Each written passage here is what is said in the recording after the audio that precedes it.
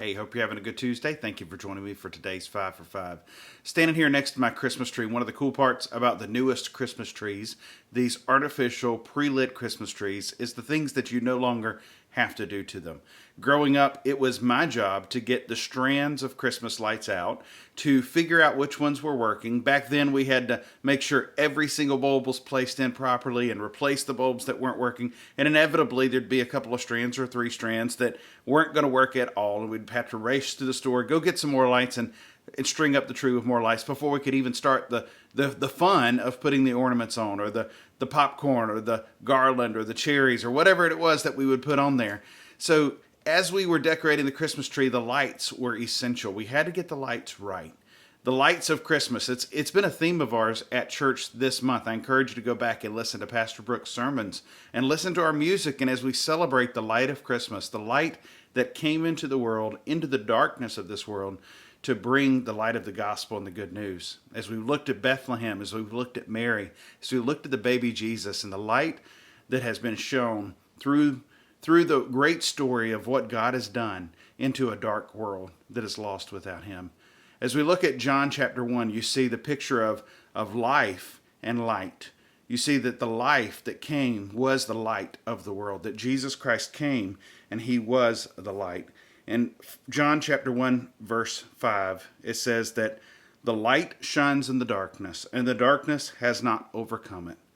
Jesus Christ came into a dark world, a place of sin, a place of brokenness, and he came into a world, but the darkness did not overcome it. As John is beginning his great gospel, his story of how Jesus would ultimately defeat sin, hell, and death in the grave, John would say from the very beginning that the light came into the darkness, but the darkness did not overcome it. Verse 9 says, the true light, which gives light to everyone, was coming into the world. He was in the world, and the world was made through him, yet the world did not know him. Get the great contrast that's there. He was in the world that was made through him. If you go back up to the early verses in John chapter 1, you find out that the Word, also another description of Jesus, that the Word, that he was the one through whom all of creation was made. And yet, all of creation here we see doesn't even know who he truly is when he comes into the world. The world did not know him. Verse 11, he came to his own people did not receive him. But get this last part. But to all who did receive him, who believed in his name, he gave the right to become children of God. What a great truth for us this Christmas to remember that as Jesus, the light of the world, came into the darkness, into the sin and brokenness of this world, for so many of us who've gone our own ways, that he came, and though we ourselves may not have recognized it first, though his own didn't recognize, he gave the option, he gave the opportunity that anyone who would believe in him, believe in his name, and the truth of who he is and what he came to do, that we could be saved and have a relationship with God the Father, that we could become the children of God. You can fast forward from here to John chapter 3, verse 16. It says, for God so loved the world that he gave his one and only Son, that whoever believes in him will not perish, but have eternal life, a life that goes on without end.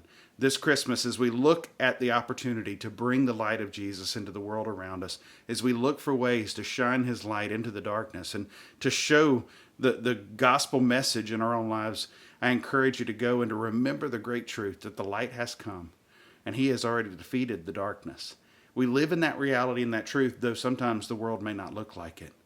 The world may still not even recognize or see him for who he truly is. But if we follow after Jesus, we get the great opportunity to shine his light. This Christmas, if you're not yet a believer, if you've not trusted in Jesus and began to follow him, I encourage you to jump into John chapter 1 and read about who Jesus is and see who he is, and ask someone around you how you can know about the light who has come, about Jesus, the one who has come to defeat the darkness of this world, the sin and the brokenness that we face every single day. And he is already victorious over those things, and we can walk in that victory. Hope you have a great Christmas. Hope you have a great Tuesday as you're wrapping up your end of the week things and all the details coming up. But as you go, look for ways to shine Christ's light into the world around you today. Have a great one.